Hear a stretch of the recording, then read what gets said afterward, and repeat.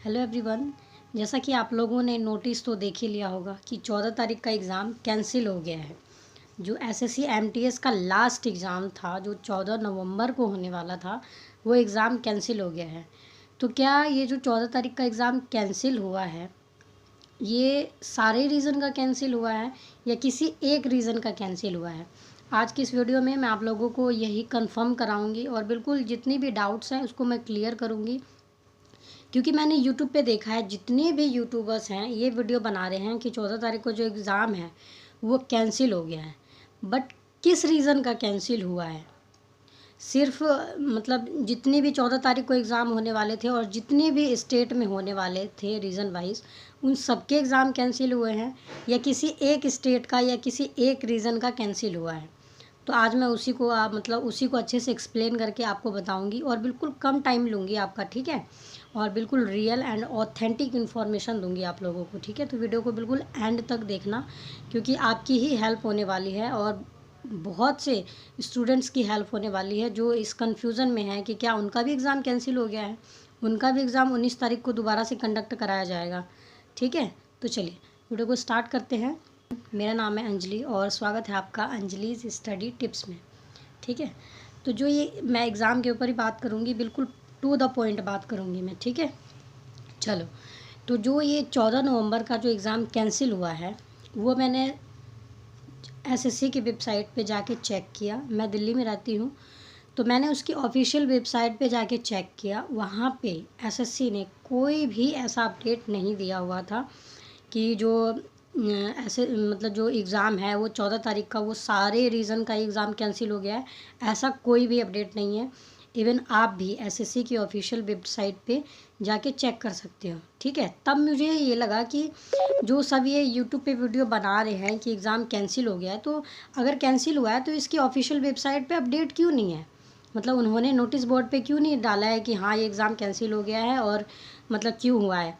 फिर जब मैंने पता किया अच्छे से बिल्कुल, तब मुझे पता चला कि जो एग्ज़ाम है ना, वो सिर्फ़ और सिर्फ पूर्णिया रीज़न के लिए कैंसिल हुआ है, जो 14 तारीख को कंडक्ट कराया जाना था और किसी एडमिनिस्ट्रेटिव रीज़न की वजह से ये इस एग्ज़ाम को कैंसिल किया गया है, ठीक है? तो मैंने मैं इवन बिल्कुल लिटरली सच सच बता रही हूँ आपको, मैंने भी ये चेक करने के लिए देखा और भी यूट्यूबर्स की भी मैंने वीडियोस देखे कि ये इस बात को सारे कंफर्म कर रहे हैं कि सच में ये एग्ज़ाम सिर्फ उसी रीज़न के लिए कैंसिल हुआ है। तो उन्होंने ऐसा कुछ भी नहीं बताया हुआ था। जब मैंने नोटिस को पढ़ा तो उसमें साफ साफ और बिल्कुल मोटे अक्षरों में ऊपर ही पूर्णिया रीज़न करके लिखा हुआ है। तो जितने भी स्टूडेंट्स हैं जिनका एग्ज़ाम 14 नवंबर का था और वो पूर्णिया रीज़न से नहीं है, तो उन लोगों को घबराने की कोई ज़रूरत नहीं है, क्योंकि जो ये एग्ज़ाम जो है वो कैंसिल हुआ है सिर्फ पूर्णिया रीज़न वालों के लिए, ठीक है? तो आप सभी को घबराने की ज़रूरत नहीं है और टेंशन लेने की तो बिल्कुल भी ज़रूरत नहीं है, ठीक है?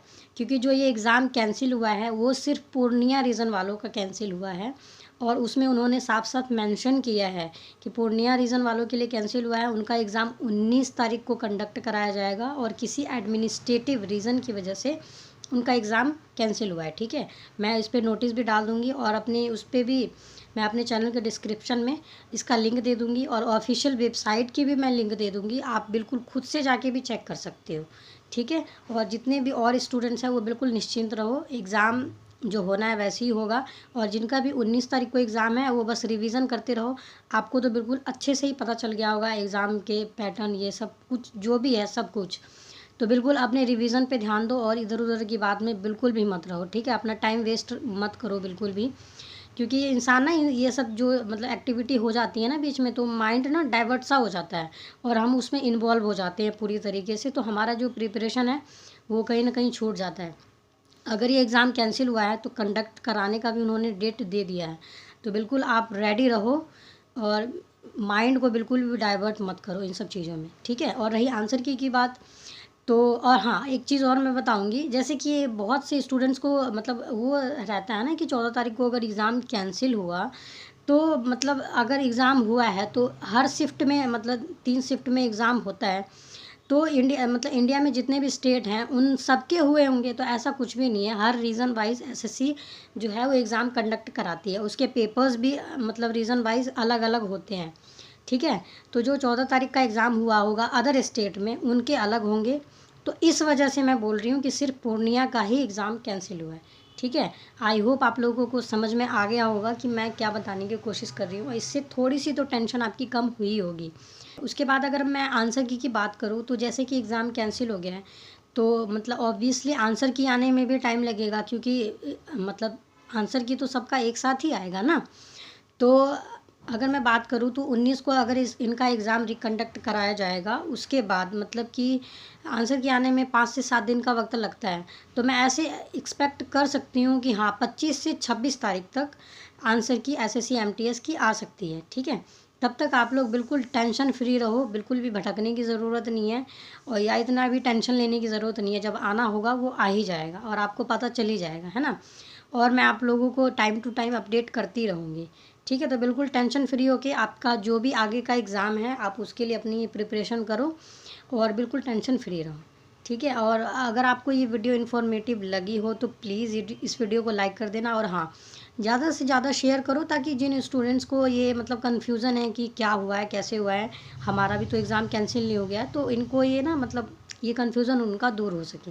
ठीक है। और जल्दी से मेरे चैनल को सब्सक्राइब भी कर लेना, ताकि मैं ऐसी इन्फॉर्मेशन आप लोगों को देती रहूँगी टाइम टू टाइम, और आप बिल्कुल आप लोगों को इन्फॉर्मेशन मिलती रहे। और हाँ, मेरे जल्दी से सब्सक्राइबर बढ़ाओ, ताकि और भी स्टूडेंट्स मुझसे जुड़ सके, और उनकी भी जितनी भी एग्ज़ाम से रिलेटेड जो भी अपडेट्स हैं, मैं उनको टाइम टू टाइम पहुंचाती रहूं। ठीक है। चलो, और वीडियो को लाइक कर देना और चैनल को सब्सक्राइब भी कर लेना। मिलते हैं नेक्स्ट वीडियो में, तब तक के लिए बाय बाय।